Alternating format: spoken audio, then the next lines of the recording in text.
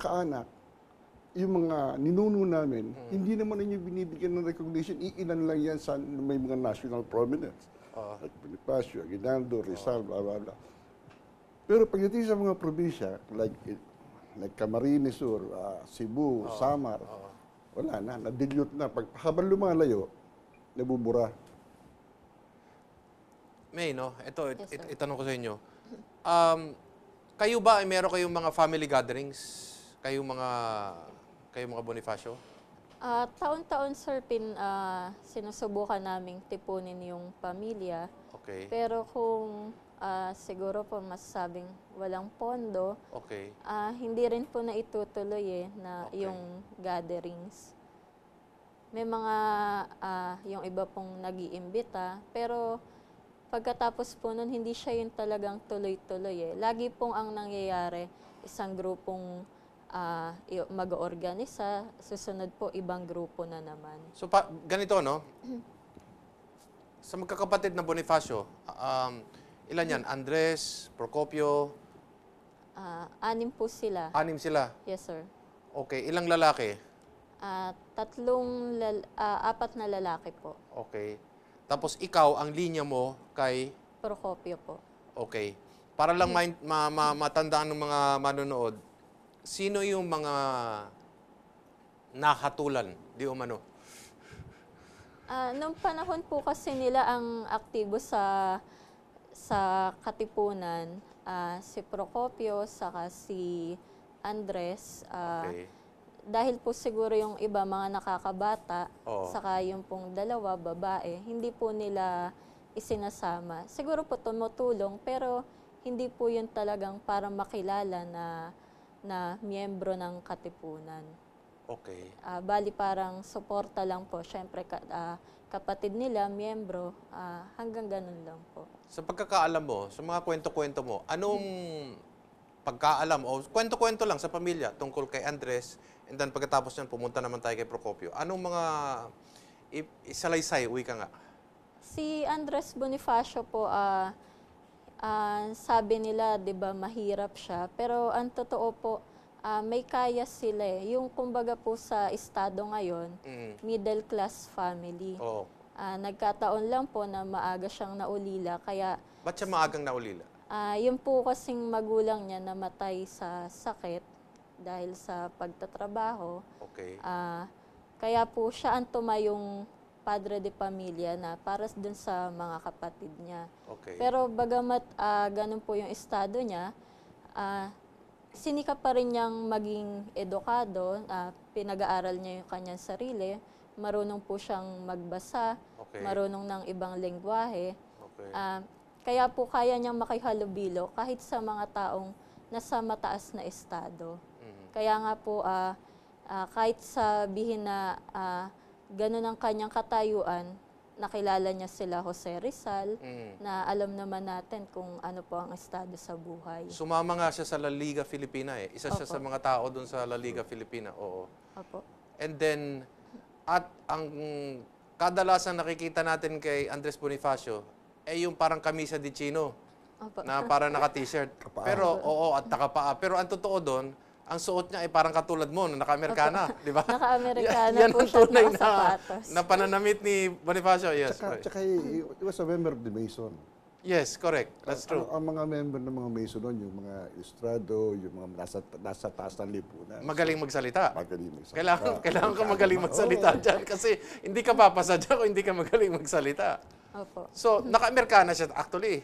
Opo. Kasi, pero isa lang yata ang pagkaalam natin, na ang natitirang larawan ni Andres Bonifacio na black and white pa, na medyo hupas pa or medyo faded ng konti, ano? Meron po ata. Isa lang yata, no? Yun ang picture niya sa Mason. Yun. Yun ang picture niya. Pero bakit nangyari na ginawa nilang parang naka-t-shirt lang or nakayapak lang? Bakit? Hindi nga nila iniiba eh.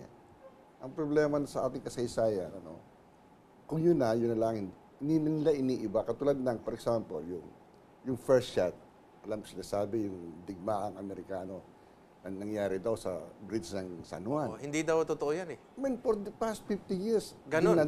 yung pala nung ni-research, dito pala sa May Santolan. So inilipat na Correct, naman yun. So ang ibig sabihin, ang kasaysayan, hindi ko mo yun na napaniwalaan mo. Oo. Ayun ang tuloy-tuloy na gagawin mo. Katulad kay Mabini, sublime paralytic. Hindi naman Yes. paralytico si Mabini. Oo. Ang paralytico yung patay yung kalahati, di ba? Oo. Parang sa kanya, may polio siya, pero hindi paralytico yun. Tapos ginawan pa ng issue, no? Oo, sublime paralytic daw, hindi na siya paralytic. Oo, na itong paralytic na ito nagaganyan dahil masyadong malikot. Malikot daw. Malikot na hindi naman Oo, totoo. oo. So meron mga bagay na parang hindi natin ayaw natin ibahin. Ngayon, babalikan naman yan doon sa sinasabi, kapabayaan ng ating pamahalaan. Okay. Na hindi natin binabago ang ating kasaysayan. Kung saan tinuro sa atin, Yun na yun. yun na yun. Katulad sinasabi nga kay Bonifacio, hindi naman nakapaap si Bonifacio eh. Correct. Hindi naman mahirap si Bonifacio. Middle Matalino class. si Bonifacio. Hindi. Oo. Hindi siya mabuti na yung tanong ko sa iyo, May. Pagkasabi ng pamilya sa iyo, nakayapak ba si Andres Bonifacio?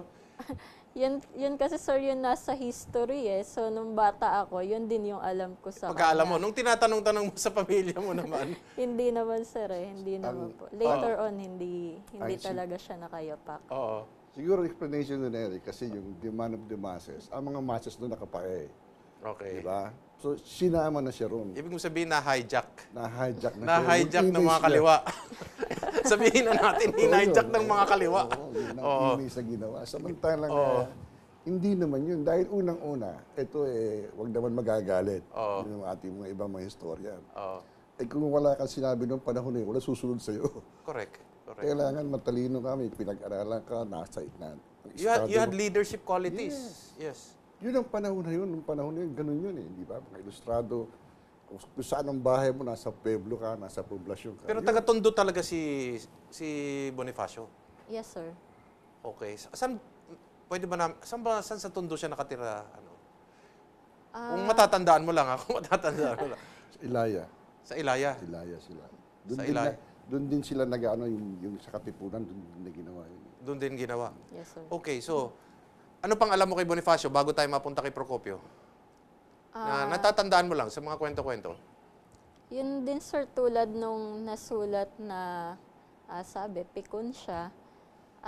Talaga naman pong, sinong hindi mapipikon sa isang eleksyon na kung saan hinamak ka na, Oo. hindi ka pa yung pang napagkasunduan, hindi sinunod. Oo. So talaga pong natural na bugso ng damdamin ni Bonifacio yung ginawa niya. Lalo ikaw pa nagsimula, parang katulad din yan kay Laurel eh. Ikaw yung nagtanim, ikaw ang nagluto. Pagkatapos iba kumain, ano? Nangyayari talaga sa Yun sa kaisa-isa. yung politika ulit. Oh, sa politika na bago, ano? Politika na naman, So siya pagkatapos iba kumain, ano? Parang gano'n ang nangyari. Yes, So sir. talagang siya, napikon talaga siya noon, ano? Yes, sir. Actually, sir, kung titingnan naman natin ang kasaysayan, talagang yun din yung nangyayari sa kasalukuyan. Sa ibang mukha lang po. Nagkataon na iba yung setting noon at iba na yung setting din ngayon. It would have been very interesting, no? Had Bonifacio not gone to Cavite, Oo, totoo. and he just stayed in Tondo, no? Oo. And let things develop in Cavite.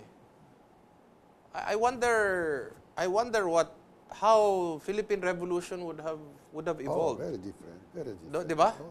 And how could a Caviteño attempt to hijack the Philippine Revolution legitimately?